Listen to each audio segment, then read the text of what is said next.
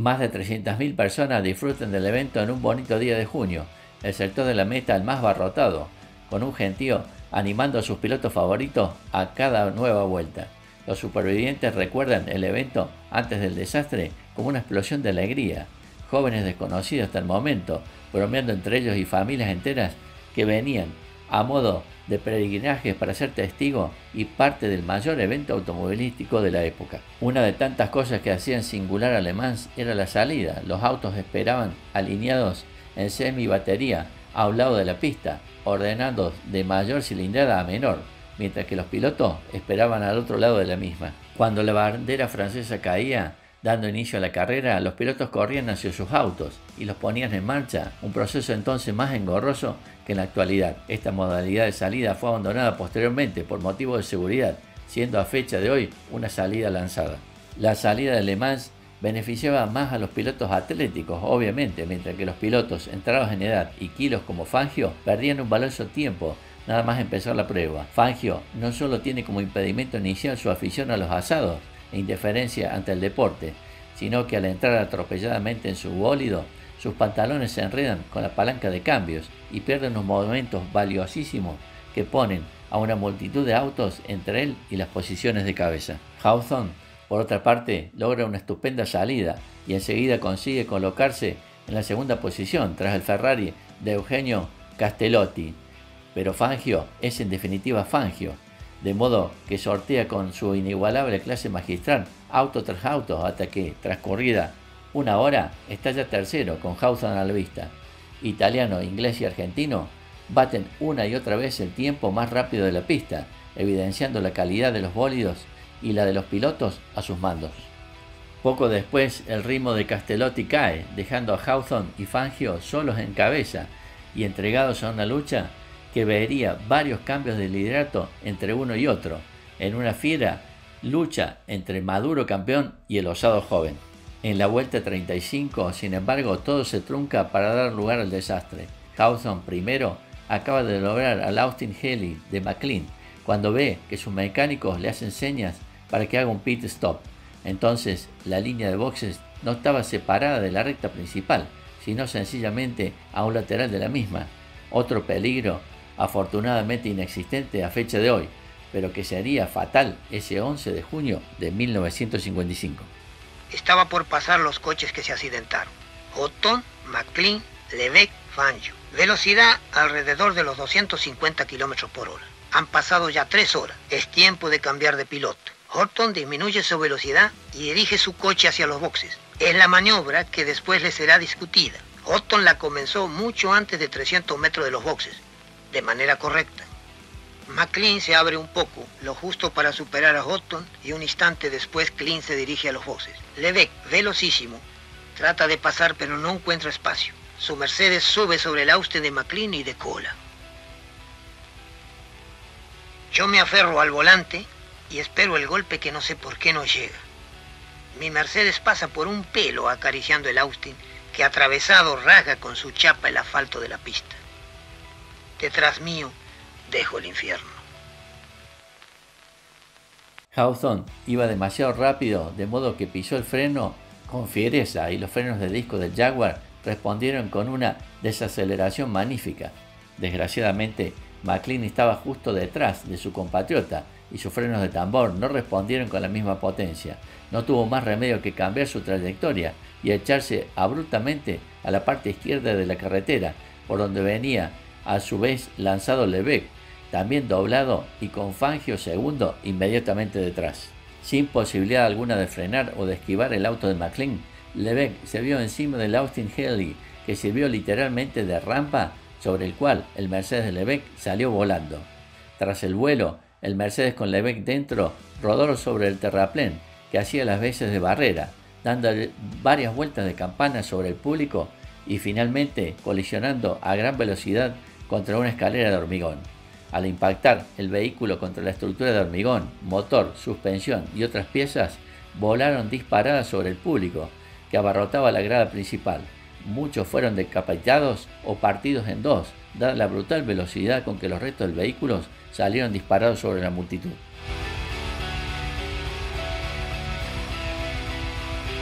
Lo que quedó del auto terminó aterrizando sobre un terraplén y ardiendo en llamas. Pierre Levesque salió despedido del auto en uno de los giros en el aire. Su cráneo fue aplastado y murió al instante. El auto de McLean rebotó contra el muro de boxes, yendo a parar a una zona con público, donde hirió a 3 personas, matando a una de ellas. McLean salió ileso. Fangio logró sortear los 2 autos accidentados por los pelos y pudo seguir sin sufrir ni él ni su auto un rasguño. Más de 80 espectadores murieron en total, entre 70 y 120 sufrieron mutilaciones por las piezas de los automóviles, aunque lograron sobrevivir. Otros murieron o fueron heridos cuando los bomberos trataron de apagar el fuego con agua. Una reacción química juntado con el fuego con el agua y la estructura del auto, hecha con una aleación de magnesio, hizo que furiosas llamaradas salieran en dirección a lo que quedaba del público. Hawthorne no se detuvo en boxes esa vuelta. Algunas fuentes apuntan a que iba demasiado rápido cuando vio la señal de detenerse.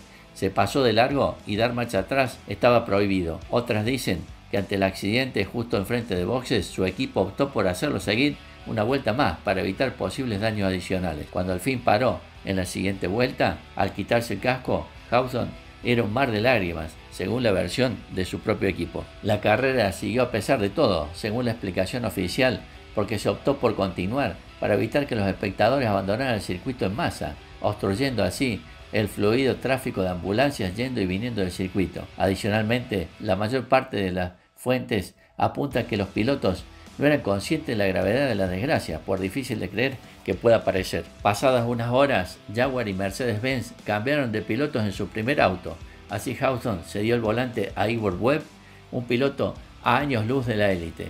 En cuanto al sustituto de Fangio, era el brillante Stirling Moss, con una alucinante lista de victorias en su haber, a pesar de tener solamente 25 años. Moss fue antes, ese año, el campeón de la también prestigiosa carrera italiana la Mille Miglia, y terminaría el campeonato de Fórmula 1 de 1955, segundo detrás de su compañero de equipo Juan Manuel Fangio. Así las cosas, Mercedes-Benz pronto superó cómodamente al Jaguar y hacia medianoche ya superaba al constructor inglés por más de 2 vueltas. Fue sin embargo John Fitch, el segundo piloto del Mercedes de Levesque, el que alteró el curso de lo que parecía una cómoda victoria de Mercedes-Benz. Cuando el accidente sucedió, Fitch estaba en el camión de Mercedes, bebiendo café con la esposa de Pierre Levesque, y fue entonces cuando oyeron una explosión. Fitch entonces pidió a Madame Levesque esperar mientras él iba a ver qué había sucedido. Fue entonces cuando vio el horror ante sus ojos, la escena más propia de una batalla campal que de una carrera, los cadáveres y entre ellos el de su compañero de carrera. Cuando volvió el camión, sin decir palabra y en la cara una mueca de dolor, Madame Levesque asintió. Lo sé, Fitch. Ha sido Pierre, está muerto, sé que está muerto. Horas después, Fitch oyó a un reportero amigo suyo decir que la cifra de muertos andaba sobre los 65. Luego, esa cifra se incrementaría, aunque aún a fecha de hoy, la cifra final sigue sin estar clara, pero se sitúa por encima de los 80. Y Fitch tomó una resolución. Fue hacia uno de los jefes del equipo Mercedes y le propuso abandonar la carrera. Fitch dejó entrever cómo una victoria de Mercedes-Benz ante tantas muertes francesas tendría un gusto amargo para todos.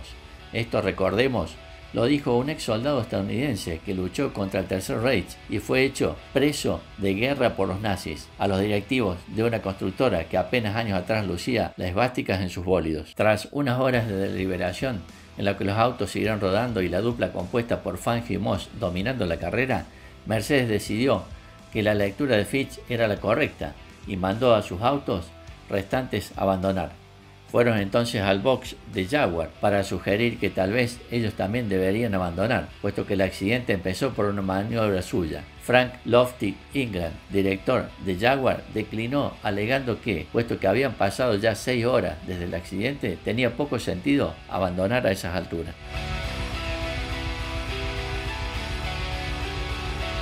Por supuesto, Jaguar heredó así una fácil victoria que Hawthorne celebró por todo lo alto, champán y besos a chicas incluidos. La prensa francesa no perdonaría semejante gesto y lo vilipendió, culpándolo a sí mismo del accidente. Otros eligieron culpar a Levesque. A fin de cuentas, los muertos no pueden denunciar por difamación, mientras que Hawthorne culpó a McLean en un libro autobiográfico, quien sí lo denunció. Aunque siendo objetivos, lo que sucedió fue un desgraciado incidente de carrera en el que demasiada gente murió debido a la ineficacia o nulidad de las medidas de seguridad, más que la negligencia de cualquiera de los pilotos involucrados. A fecha de hoy, el automovilismo ha evolucionado enormemente en cuanto a seguridad, tanto como para pilotos como espectadores, y afortunadamente la muerte ha sido prácticamente erradicada. Ha costado muchas vidas y mucho esfuerzo, pero hay sin duda más por venir.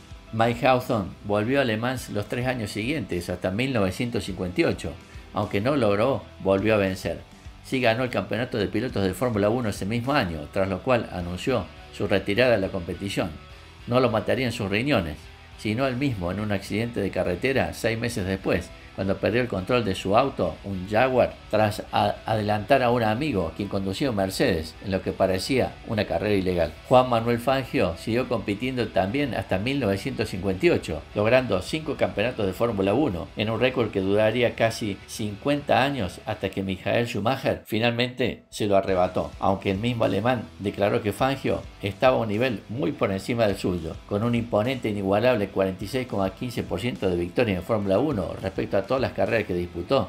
El maestro se retiró siendo reconocido mundialmente, ya con 47 años, aunque una gran carrera quedaría como vacía en su casillero de logros. Tras 1955, Fangio no volvería a correr jamás en Le Mans. Lance McLean abandonó la competición pocos meses después, tras un accidente en el circuito de Dundalk, en Irlanda del Norte.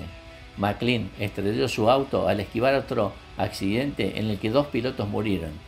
Su novia le pidió que abandonara las carreras y McLean, aún enamorado del deporte, pero dolido por todo lo experimentado recientemente, decidió que efectivamente era el momento de colgar el casco. John Fitch se retiró de la competición en 1964 y consagró su vida a mejorar la seguridad, no solo entre los circuitos de carretera, sino también en las carreteras mismas, contribuyendo a salvar un gran número de vidas en ambos ámbitos de la automoción. Solo con su Fitch Barrier, un atenuador de impactos basado en bidones llenos de arena, un sistema ampliamente usado en los Estados Unidos, se calcula que ha salvado unas 17.000 vidas desde su introducción en los años 60. Fitch murió a los 95 años en 2012, dejando un gran legado, premiado con varias distinciones desde el entorno militar por los servicios prestados en la guerra hasta ser miembro del Salón de la Fama de múltiples asociaciones deportivas.